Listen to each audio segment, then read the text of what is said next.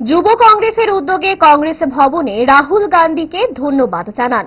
গতকাল যে কেন্দ্রীয় সরকার জাতির জনগণনার সিদ্ধান্ত নিয়েছে, যুব কংগ্রেসের দাবি রাহুল গান্ধী প্রবল চাপে অবশেষে কেন্দ্রীয় সরকার জাতির জনগণনার সিদ্ধান্ত নিয়েছে এবং পিছিয়ে পড়া মানুষদের সুবিধা পাবে এখন থেকে।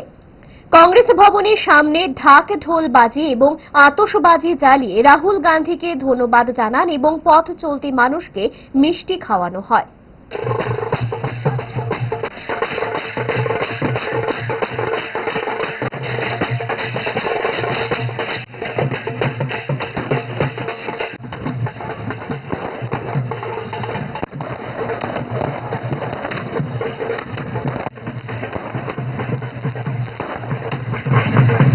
একটা খুব ভালো দিন, কারণ আজ থেকে 4-4.5 বছর আগে এই দেশের বিরোধী দলনেতা এবং জননায়ক শ্রী রাহুল গান্ধীজি ডিমান্ড করেছিলেন যাতে জাতি গণনা বিল পাস করা হয়, এবং আমরা দেখেছি যে ওনাকে ভারতীয় জনতা পার্টি বারংবার যখনই পার্লামেন্টে উনি কাস্ট সেন্সাস নিয়ে কথা বলতেন, ওনাকে কুরুচিকর কথা বলতো, ওনার উপরে হাসতো।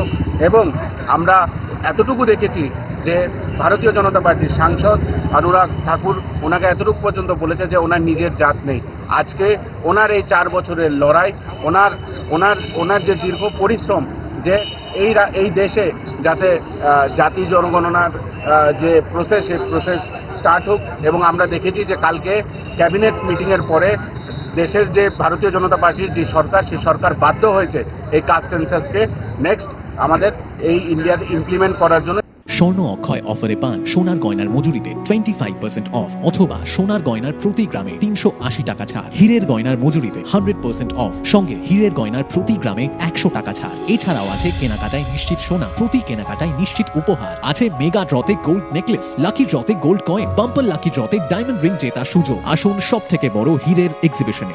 অফারটি 22 এপ্রিল থেকে 3রা মে স্বর্ণকমল জুয়েলার্স, আগরতলা ও উদয়পুর শোরুমে। শর্ত প্রযোজ্য।